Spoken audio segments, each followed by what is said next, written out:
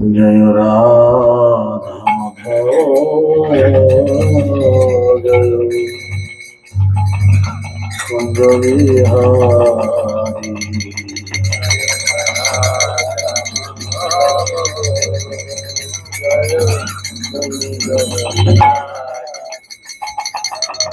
जय राधा माधव जय कुंज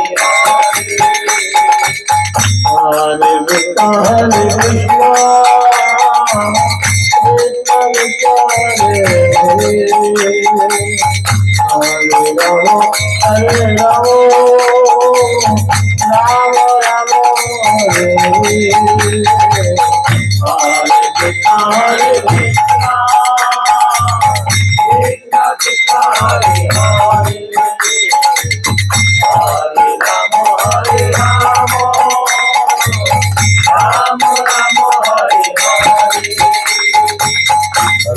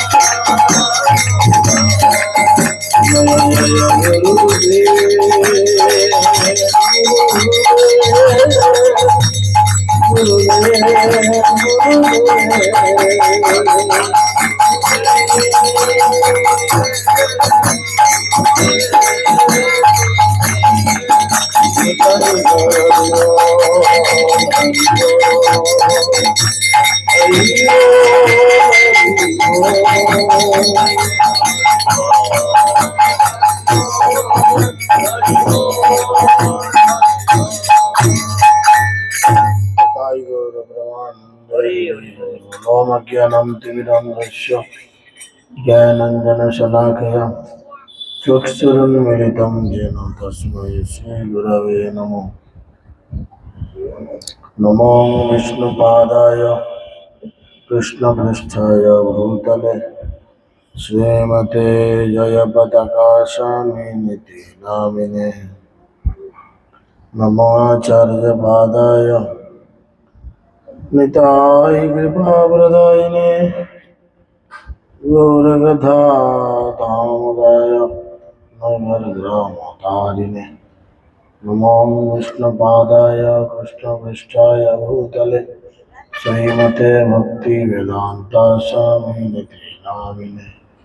नमस्ते सरस्वती देवे गौरवाणी प्रचारिणे निर्विशेष शून्यवादे पश्चात्तदेशधारिणे। जय श्री कृष्ण चैतन्य प्रभु नित्यानंद श्री अद्वैत गदाधर श्रीवासदि गौरभक्तवृंद। हरे कृष्णा कृष्णा कृष्णा हरे हरे हरे राम राम राम हरे हरे।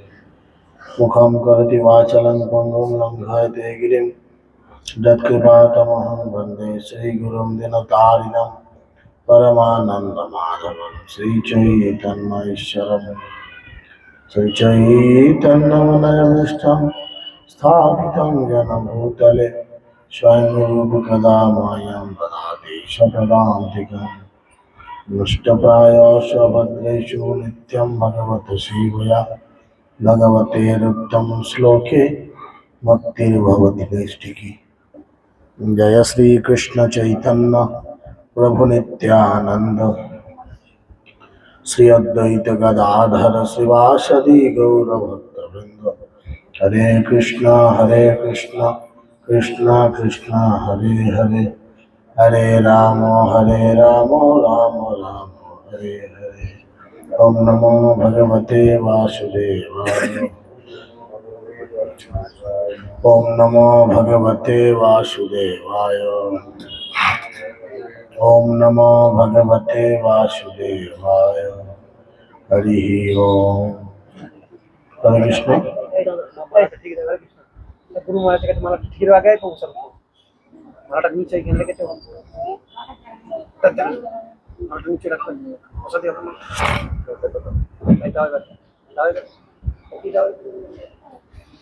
निताय गौर प्रेमानंदे।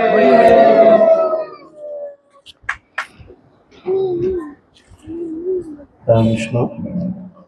সকলকে আন্তর্জাতিক কৃষ্ণ ভবনামৃত সংঘ তথা ইসকন নামহট্টের পক্ষ থেকে প্রীতি শুভেচ্ছা ও অভিনন্দন জ্ঞাপন করি।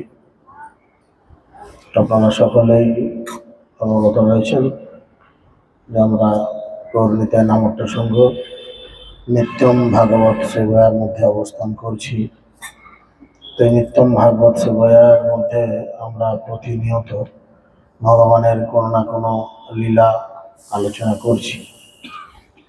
গত কয়েকদিনের মধ্যে আমরা শ্রবণ করেছি মহাপ্রভু কিভাবে তার গৃহত্যাগ করেছিলেন, মা শচী দেবীকে তিনি কি ভাষায় বুঝিয়েছিলেন, কি রূপ দেখিয়েছিলেন, এবং দেবী বিষ্ণুপ্রিয়াকে ওনার স্ত্রীকেও উনি কিভাবে বুঝিয়েছিলেন এবং ওনাকেও কি রূপ দর্শন করিয়েছিলেন।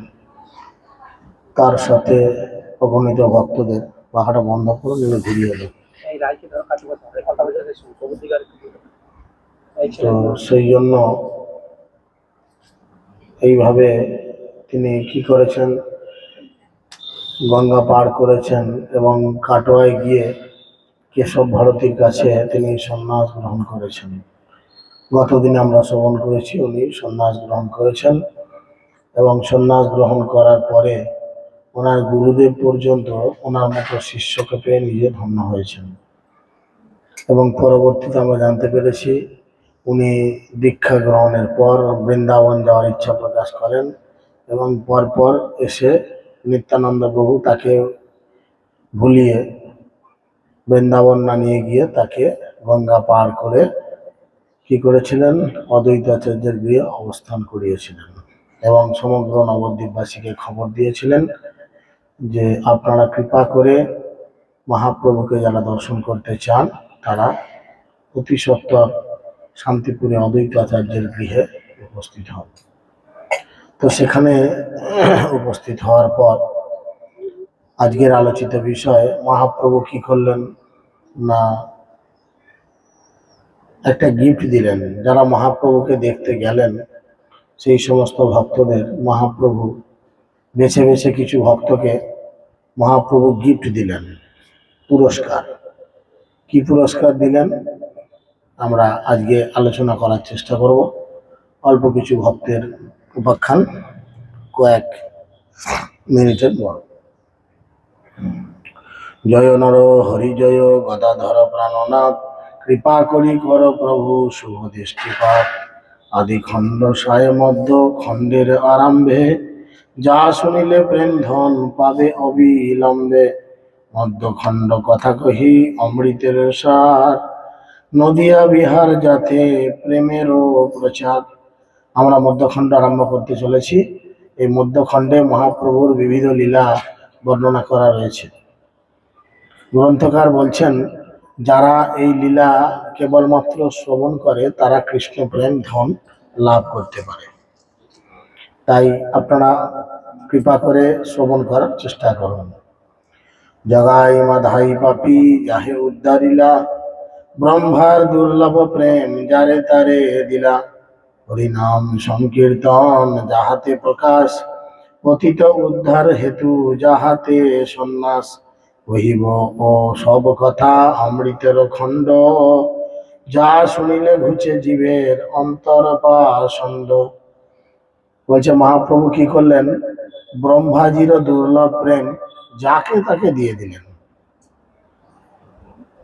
ব্রহ্মা এবং শিব আপনারা সকলেই জানেন, ব্রহ্মা এবং শিব দুজনে, একজন 4 মাথায় এবং একজন 5 মাথায় দিন রাত ভগবানের জন্য প্রার্থনা করেন, দিন রাত ভগবানের কথা চিন্তা করেন, ভগবানের ধ্যান করেন, যাতে তারা ভগবানের কৃপা লাভ করতে পারেন।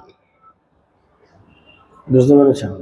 আমরা আজ পর্যন্ত যতগুলো পিকচার দেখেছি, কোনো জায়গায় দেখেছি যে শিব একটু রিল্যাক্স করছে, যে পার্কে বসে গল্প মারছে বা কোথাও আড্ডা মারছে? হ্যাঁ, শিবকে যখনই দেখেছি তখনই সে তপস্যা করছে, ধ্যান করছে। ব্রহ্মা, তাকেও কি আমরা কোনোদিন দেখেছি যে তারা এরকম কোনো কাজের মধ্যে রয়েছে, কোথাও আড্ডা মারছে, গল্প করছে? না, তিনিও সব সময় ধ্যান করেছেন। শিব 5 মাথায়, ব্রহ্মা 4 মাথায়। কার ধ্যান করেছেন? দেবী পার্বতী একবার জিজ্ঞেস করেছিলেন শিবজিকে, আচ্ছা তোমার নাম তো মহাদেব, তুমি দেবতাদের আদি দেব, দেবাদিদেব মহাদেব বলে না, তুমি হচ্ছে দেবতাদের আদি দেব, অর্থাৎ সমস্ত দেবতাদের মধ্যে তুমি হচ্ছে পুরাতন। তো সব দেবতারা তো তোমার পূজা করে, তুমি আবার কার চিন্তা করো চোখ টোক বন্ধ করে, কি ব্যাপার? তখন শিবজি বলেছিলেন, আরাধ্যাং সর্বেশাং বিষ্ণু, আরাধনার মধ্যে সর্বশ্রেষ্ঠ আরাধনা হচ্ছে বিষ্ণুর আরাধনা বা কৃষ্ণের আরাধনা। তো সেই জন্য শিব এবং ব্রহ্মা কৃষ্ণের প্রেম পাওয়ার জন্য অনন্ত কোটি জীবন ধরে, অনন্ত কোটি বৎসর ধরে তপস্যা করে যাচ্ছে। আর এই সেই কলিযুগকে ধন্য কলিযুগ বলা হয় কেন না, এই কলিযুগে কেবলমাত্র হাতে তালি দিয়ে, কি করে? কেবলমাত্র হাতে তালি দিয়ে আমরা সেই অপ্রাকৃত কৃষ্ণ প্রেম লাভ করার সৌভাগ্য অর্জন করতে পারি। মহাপ্রভু আমাদের জন্য সেই সুযোগ এনে দিয়েছেন। কিভাবে এনে দিয়েছেন? ভক্তিবিনোদ ঠাকুর বলছেন, ভববিরিঞ্চির বাঞ্ছিত যে প্রেম জগতে আনিল ঢালি, কাঙালে পাইল নাচিয়া খাইল দিয়া করতালি। অর্থাৎ ভব এবং বিরিঞ্চি মানে শিব এবং ব্রহ্মার যে বাঞ্ছিত কৃষ্ণ প্রেম, সেই কৃষ্ণ প্রেম গোলক বৃন্দাবন থেকে মুঠেদের মতো, মুঠেরা যেমন মাথায় করে মোট বয় না, ধান আলু বা কোনো মালপত্র মাথায় করে মুঠে বয়ে নিয়ে আসে, মহাপ্রভু আমাদের মতো কলিহত জীবদের উদ্ধার করার জন্য সেই গোলক বৃন্দাবন থেকে মাথায় করে এই কৃষ্ণ প্রেমকে বহন করে এনেছেন। এনে কিভাবে তিনি দিয়েছেন না, যেমন হরিলুটের বাতাসা দেখেছেন? কোথাও হরিলুট হলে কি হয়, বাতাসাকে ছড়িয়ে দেওয়া হয়, আর যে যেমন পারে কুড়িয়ে বাড়িয়ে মুখে চালান করে দেয়, পকেটেও বেশিক্ষণ রাখে না, মুখে চালান করে দেয় বেশিরভাগটাই, তাই না? তো তখন মাটি থেকে তোলার সময় না ধুলো ঝাড়ে আর না গোবরে পড়ছে কিনা দেখে, হাতে পেলেই সোজা মুখে। তো সেই জন্য যখন মহাপ্রভু এই কলিযুগের অপ্রাকৃত প্রেম হরে কৃষ্ণ মহামন্ত্র আমাদের জন্য এনেছেন, তিনি এনে কি করেছেন, বাজারের মাঝে ঢেলে দিয়েছেন। যার যেমন যোগ্যতা সে তেমন কুড়িয়ে বাড়িয়ে গেছে। যেমন হরিলটের বাতাসা যখন ছোড়া হয় তখন কি দেখে দেখে ছোড়া হয় যে ওখানে আমার ঘরের লোক আছে, ওখানে বেশি করে ছোড়ো, এখানে আমার শত্রুরা আছে, এখানে একটা দাও বা আধখানা দাও বা দিও না, তা তো নয়। বাতাসা চতুর্দিকে ছুঁড়ে দেয়, যে যেমন পারে করায়। তাই মহাপ্রভু কি করেছেন, অকাতরে এই কৃষ্ণ প্রেম আমাদের মধ্যে এসে ছড়িয়ে দিয়েছেন। এখন আমাদের যোগ্যতা অনুযায়ী সেই প্রেমকে আমাদের গ্রহণ করতে হবে। যোগ্যতা কি? এই কৃষ্ণ প্রেম গ্রহণ করার যোগ্যতা কি? কেবলমাত্র হচ্ছে শ্রদ্ধা, কেবলমাত্র শ্রদ্ধা। শ্রদ্ধা কাকে বলে না, শ্রদ্ধা শব্দে কহে সুদৃঢ় বিশ্বাস, কৃষ্ণ ভক্তি কইলে সর্বকর্মকৃত হয়। সুদৃঢ় বিশ্বাস, কি বিশ্বাস? অবশ্যই রক্ষিবে কৃষ্ণ, বিশ্বাস ও পালন। এই যে একটা সুদৃঢ় বিশ্বাস, এই বিশ্বাসের মাধ্যমেই কৃষ্ণকে পাওয়া যায়। তাই মহাপ্রভু কি করেছেন,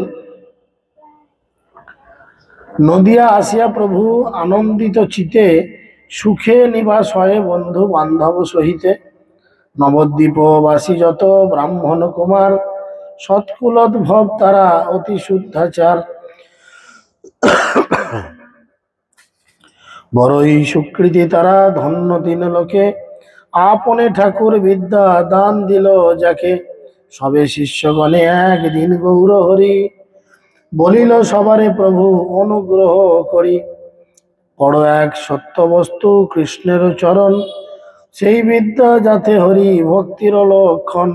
তাহা বিনু অবিদ্যা সকল শাস্ত্রে কহে রাধা কৃষ্ণ ভক্তি বিনে কেহ সঙ্গী নহে। বিদ্যাকুল ধনমদে কৃষ্ণ নাহি পায় ভক্তিতে সে অনাসে পাই যদুরায়। ভক্তিরসে বস কৃষ্ণ দেখো বিচারি এত কহি শ্লোক পরে শাস্ত্র অনুসারী। মহাপ্রভু বললেন এই প্রেম পাওয়ার জন্য আমাদের কি কোয়ালিফিকেশন লাগবে, কি যোগ্যতা লাগবে। বললো যাদের বিদ্যা বেশি বা যাদের ধন অর্থ বেশি সচরাচর তারা এই প্রেম পায় না। কেন না, জগতে 4 রকমের অহংকার আছে। 1 নাম্বার হচ্ছে বিদ্যার অহংকার, দ্বিতীয় রূপের অহংকার, তৃতীয় কুলের অহংকার এবং চতুর্থ কি অর্থের অহংকার, ধনের অহংকার। তাই যদি এরাম কারোর বেশি থাকে সে তো আমার প্রেম পাবে না। তাই তিনি কি করলেন, তিনি বললেন এই মতে শিষ্যগণে পরায় ঠাকুর প্রকাশিব নিজ প্রেম আনন্দ প্রচুর। একদিন নিজ গৃহে আছয়ে শুইয়া কৃষ্ণ প্রেমানন্দে কাঁদে বিহ্বল হইয়া। রাধা ভাব ব্যাকুল হইয়া প্রভুরে ডাকে মথুর বিরহে হাত মারে নিজ বুকে। একদিন মহাপ্রভু দুপুরের দিকে তার নিজের গৃহে শুয়ে রয়েছেন এবং শুয়ে থাকতে থাকতে তিনি বড় কান্না করছেন এবং কান্না করতে করতে নিজের বুকে নিজে হাত দিয়ে চাপড়াতে থাকছে এবং তিনি বলছেন আরে আরে রে অক্রূর মোর কৃষ্ণ লইয়া গেলি। ইহা বলি কান্দে প্রভু কইয়া বকুলি। কুবজা শীতমতি কৃষ্ণ নিল মোর সঠরতি লম্পট যুবতী মনচর। ইহা বলি কান্দে প্রভু বরাজে হুঙ্কার পুলকে আকুল অঙ্গ ভাব চমৎকার। বিস্মিত হইয়া শচী বিশ্বম্ভরে পুষে কি লাগিয়া কান্দ ভাব দুঃখ তোর কিসে। এদিকে তিনি বিছানায় শুয়ে বড় কান্নাকাটি করছেন আর নিজের বুক চাপড়াচ্ছেন আর বলছেন হায় অক্রূর, আমার কৃষ্ণকে তুমি আমাদের এখান থেকে নিয়ে চলে গেলে তো কি করে আমরা তোমার দর্শন পাবো। এই কথা শুনে তিনি বড় কাঁদেন আর মা গিয়ে জিজ্ঞেস করেন হ্যাঁ গো বিশ্বম্ভর, তুমি এত কান্নাকাটি করছো কেন, তোমার কিসের দুঃখ। মায়ের বচন শুনি না দিয়া উত্তর রোদন করায় প্রভু আনন্দে বিভোর।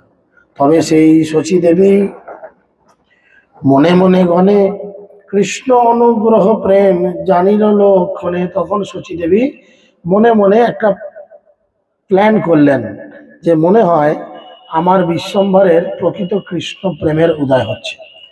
কৃষ্ণ প্রেমের উদয় হলে কি হবে না, তার শরীরের মধ্যে অষ্টসাত্ত্বিক ভাব পরিলক্ষিত হবে। বড় ভাগ্যবতী শচী সর্বতত্ত্ব জানে পুত্রের সম্মুখে কহে মধুর বচনে। মা তখন বুঝতে পেরেছে যে আমার ছেলের মধ্যে কৃষ্ণ প্রেমের বিকার আসতে চলেছে। তখন তিনি বিশ্বম্ভরকে বললেন শোনো শোনো আরে বাপ মোর সোনার সুত জগত দুর্লভ তোর দেখাও অদ্ভুত। যথা তথা যাও তুমি পাও যে বাঁধন আনিয়া আমার ঠাঁই কর সমর্পণ। গয়াতে পাইলে কৃষ্ণ হেন ধন দেবতার দুর্লভ বস্তু অমূল্য রতন। আমার প্রতি কভু যদি দয়া থাকে চিতে দেহ কৃষ্ণ প্রেম ধন দাঁড়াও চাহিতে। এতক বচন যদি শচী দেবী কহিল, হৃদয় দরবে প্রভু চাহিতে লাগিল। বৈষ্ণব প্রমোদে প্রেম পাবে মাতা তুমি, নিশ্চয় জানিয়ে কথা কহিলাম আমি। সচিমাতাই বলল, তুমি এতদিন যখন যেখানে গিয়েছো সেখান থেকেই অপ্রাকৃত কৃষ্ণ প্রেম যা পেয়েছো তুমি নিয়ে এসে সেটা আমার কাছে উপস্থাপন করেছো। তাই এখন তুমি যে প্রেমের আনন্দে ভাসছো, দয়া করে সেই প্রেম আমাকে কিছু দাও। এ বলো শুনিয়া শচী অতি হস্তচিত, তখন পাইল প্রেম ভক্তি আশ্রমিত। পুলকিত সব অঙ্গ কম্প কলেবর, নয়নে গলায় অশ্রু ধারা নিরন্তর। কৃষ্ণ কৃষ্ণ বলি ডাকে হৃদয়ে উল্লাস, কহে লোচন দাস গোরা প্রথম প্রকাশ। তবে বিশ্বম্ভর বহু প্রেমে গত গর, আছয় ব্রাহ্মণ ব্রহ্মচারী শুক্লাম্বর। তার ঘরে কাঁদে প্রভু প্রেমের বিভোর, নয়ন গলায় অশ্রু ধারা নিরন্তর। নাসিকার বয়শ্লেষা অতি নিরন্তর, নিরবধি ফেলে তাহা বিপ্র শুক্লাম্বর। একজন ব্রাহ্মণ, তার নাম শুক্লাম্বর, তিনি ব্রহ্মচারী জীবনযাপন করতেন। কিরকম, তার বাড়িতে মহাপ্রভু গিয়ে দাঁড়িয়েছেন আর তার বড় ঠান্ডা লেগেছে, দুই নাক দিয়ে সর্দি করাচ্ছে। এখানে বলছেন যে নাসিকায় বয়শ্লেষা অতি নিরন্তর, মানে নাক দিয়ে ঘন ঘন সর্দি বার হচ্ছে। নিরবধি ফেলে তাহা বিপ্র শুক্লাম্বর, সে প্রায় নাক ঝাড়ছে ওই জন্য। ভূমিতে লুটাইয়া কাঁদে রজনী দিবস, সন্ধ্যার সময় প্রশ্ন করে বিবশ। দিবসে পুছে প্রভু কত রাত্রি যায়, সর্বজন কহে দিবা রাত্রি নাহি হয়। আর মহাপ্রভু জিজ্ঞেস করছে কত রাত হলো, বাকিরা বলছে রাত নয়, এখন শুধু চলছে দিন। তবে সেই মতো প্রভু প্রেমেতে বিবশ, রোদন করে পুনঃ আনন্দ অবশ। এবারে কোথায় মহাপ্রভু ঘোরাঘুরি করছে না, শুক্লাম্বর ব্রহ্মচারী যেখানে নাক ঝেড়েছে সে জায়গাটা নোংরা হয়ে রয়েছে, মহাপ্রভু সে বাদ বিচার নেই। মহাপ্রভু প্রেমের আবশে সেই সর্দির ওপরেই দুমদাম করে ঘোরাঘুরি খেয়ে গোটা গায়ে সর্দি মাখামাখি হয়ে গেছে। ঠিক আছে, প্রহরে রাত্রি গেল দিন বলি পুছে, দিন নাহি হয় হয় কাছে যত আছে। প্রেমার বিভোর নাহি জানে দিবা রাতি, কারো মুখে কৃষ্ণ নাম শুনে পরে খ্যাতি। কৃষ্ণ গুণ নাম গীত কেহ যদি গায়, শুনিয়া তখনই কান্দে ভূমিতে লুটায়। মহাপ্রভুর এখন এমন হয়েছে, কেউ যদি একটু হরিনাম করে কৃষ্ণ নাম করে, তাহলেই তার মুখে হরিনাম শুনে মহাপ্রভু ধুলোতে লটালটি খেতে থাকে। ক্ষণে দণ্ডবত করি করে প্রণাম, ক্ষণে উচ্চ স্বর কহি গাই কৃষ্ণ নাম। সকরুণ কণ্ঠে ক্ষণে কম্পে কলবর, পুলকিত অঙ্গ যিনি কদম্ব কেশর। নিরন্তর পরবশ ক্ষণেক প্রবাদে, সেই ক্ষণে স্নান দান জন অনুরোধে। সেই কালে পুজো করে অন্ন নিবেদন, ভোজন করে মহাপ্রসাদ তখন। হেনমতে আনন্দে কৌতুক দিন যায়, সকল রজনী নিজ সুখে নাচে গায়। হেনমতে কৌতুকে সে রজনী দিবস, লোক শিক্ষা করে প্রভু গুঞ্জে প্রেম রস। আপনে আপনে রস করে আস্বাদন, এই মুখ্য হেতু কথা শুনো সর্বজন।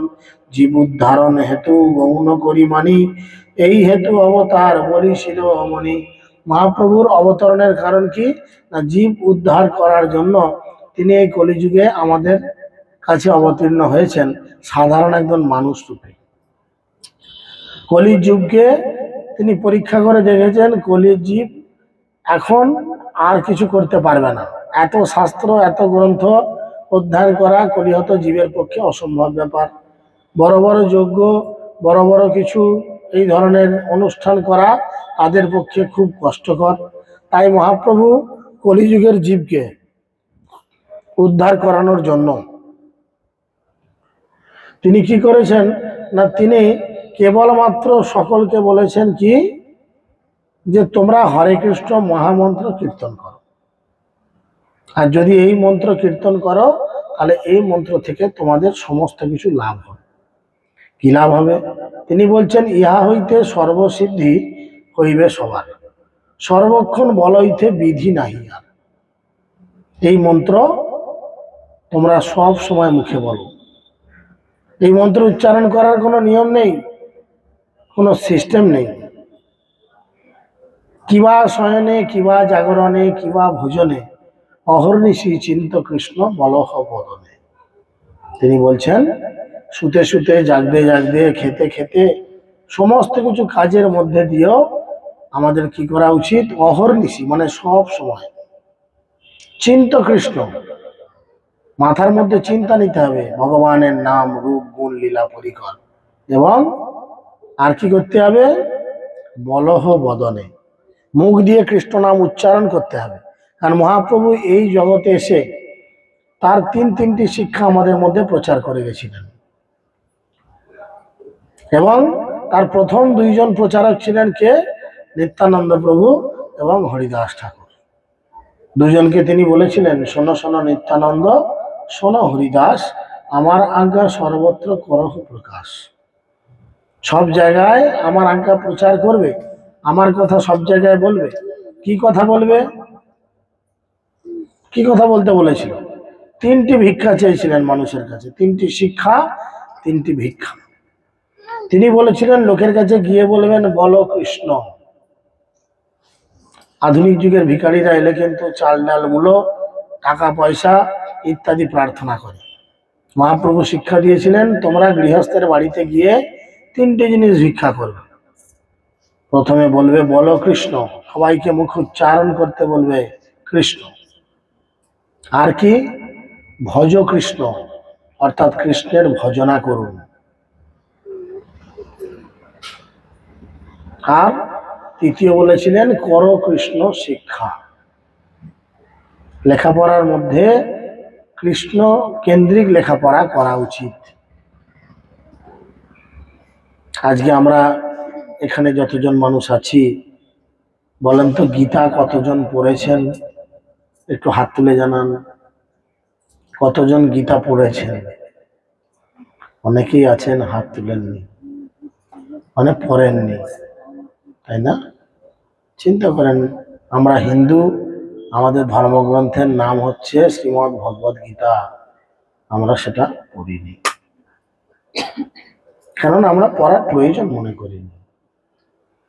কিন্তু একটা মুসলমান পাড়ায় যান, সেখানে গেলে দেখবেন একটা 5-7 বছরের বাচ্চা ছেলেও পারুক না পারুক, মাথায় সাদা টুপি লাগিয়ে একটা ছোট্ট লুঙ্গিকে ভাঁজ করে পরে মসজিদে ছুটছে কোরআন শরীফ পড়তে বা নামাজ পড়তে, যায় না? কিন্তু আমরা নিজেদেরকে অনেক উচ্চ শিক্ষিত, উচ্চ বংশজাত ইত্যাদি মনে করে আমাদের কি অবস্থা হয়েছে এখন, যে আমরা গীতা ভাগবতকে অধ্যয়ন করি না। যার ফলে গীতা ভাগবতের শিক্ষা আমাদের মধ্যে আজকে প্রবেশ করেনি। এবং গীতা ভাগবতের শিক্ষা না পাওয়ার দরুন আমাদের কি হয়েছে না, আমাদের অধঃপতন হয়েছে। আমাদের অধঃপতন হয়েছে। আজকে ধর্মের নামে কলিযুগে যা কিছু চলে, মহাপ্রভু বলছেন কলিকালে ধর্ম নামে যাহা কিছু চলে, ভাগবত কহেতা পরিপূর্ণ চলে। এই কলিযুগে চতুর্দিকে তাকিয়ে দেখুন, প্রকৃত ধর্মর নামে যার কিছু চলছে, এগুলো কোনোটাই শাস্ত্রসম্মত নয়। এগুলো কারুর না কারুর খেয়াল খুশি মতামত। যার ফলে কি হচ্ছে? ধ্বংস হচ্ছে। এই যে কিছুদিনের মধ্যে দেবী দুর্গা আসবেন প্যান্ডেলে প্যান্ডেলে, খুব ভালো, মা আসবেন, কিন্তু আমাদের মাইক বাবু রয়েছে, জিজ্ঞেস করো তো, দেবী দুর্গা হচ্ছেন ভগবানের বহিরাঙ্গা শক্তি, বৈষ্ণবী শক্তি, চিন্ময়ী শক্তি। তাহলে যিনি বৈষ্ণব বা বৈষ্ণবী, তার কি শুনতে ভালো লাগে? কিশোর কুমার, লতা মঙ্গেশকর? একজন বৈষ্ণব বা বৈষ্ণবী সবসময় ভগবানের দিব্য নাম বা তার গুণমহিমা শ্রবণ করতে চায়। কিন্তু যদি প্যান্ডেলেতে এই হরে কৃষ্ণ চালিয়ে দিয়েছে দুর্গা পুজোয়, তাহলে ওদের দুর্গার ওই ত্রিশূলটা নিয়ে মাইকোলা কি আগে মেরে দেবে। এটা হচ্ছে আমাদের কালচার। আজকে আমরা প্যান্ডেলেতে ডিজে চালাচ্ছি, কিন্তু একটা মুসলমানদের এরকম অনুষ্ঠানে আপনি মসজিদের ভেতরে বা মসজিদের বাইরে বক্স লাগিয়ে ডিজে দেখতে পাবেন না। কারণ ধর্ম মানে হচ্ছে ধারণ করে চলা, আঁকড়ে চলা। একটা লাউ গাছ, একটা কুমড়ো গাছ মাচাতে উঠে কখন সুন্দর ফল দেবে যখন সে কাউকে অবলম্বন করে মাচায় উঠবে তবে কি না, মাটি থেকে এমনি মাচায় উঠে যাবে সেটা কিছু অবলম্বন না পেলে। সেরকম আমরা যদি সমাজের মঙ্গল চাই, নিজেদের মঙ্গল চাই, নিজেদের সন্তানাদিদের মঙ্গল চাই, তাহলে আমাদের কি করতে হবে? ধর্মকে অবলম্বন করে জীবনযাপন করতে হবে। সাধুগুরু বৈষ্ণব ওই জন্য বলছেন, ধর্ম পথে থাকি করো জীবন যাপন ভাই। ভক্তিবিনোদ ঠাকুর একটা কীর্তন রয়েছে, আমাদের নামারটা পরিচয়। ধর্মপথে থাকি করো জীবন যাপন ভাই, আর কি করো? হরিনাম করো সদাই, হরি বিনা বন্ধু নাই, বন্ধু নাই, বন্ধু নাই। বারবার বলছেন। কিন্তু আমরা এমনই কলির করাল গ্রাসে আচ্ছাদিত হয়ে রয়েছে আমাদের চেতনা, যে আমাদের যতই বলা হোক কোনো রকম মানসিকতার পরিবর্তন আসে না। হরিনাম করতে বলা হলে বড় লজ্জা লাগে, তাই না? কপালে তিলক টেনে, মাথায় শিখা রেখে, গলায় মালা নিয়ে যদি রাস্তায় বেরোতে বলা হয়, এই এক কঠিন পরিস্থিতিতে আপনি ফেললেন প্রভু। 10 ভরি একটা সোনার হার দেন, এটা পরে গোটা আরামবাগ বাজার ঘুরে আসতে পারবো, কিন্তু 50 টাকার একটা তুলসী মালাকে গলায় রাখা আমাদের জন্য খুব কঠিন ব্যাপার। কোথায় গেল সেই সনাতন ধর্মের কালচার? কোথায় গেল সেই হিন্দুদের কালচার? বলেন। আমরাই তো সেটাকে জলাঞ্জলি দিয়েছি।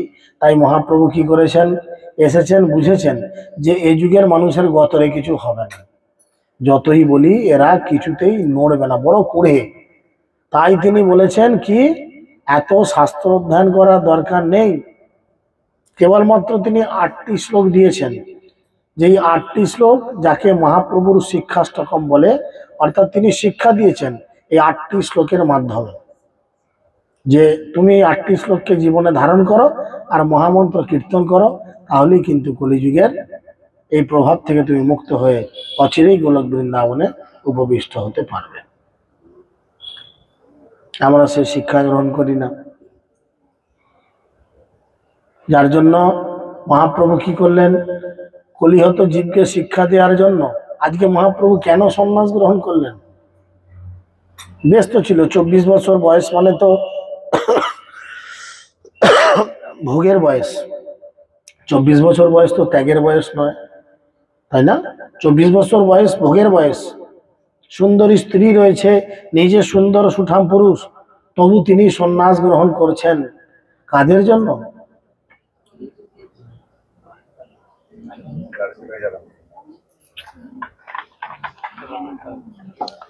ছোট বার করো।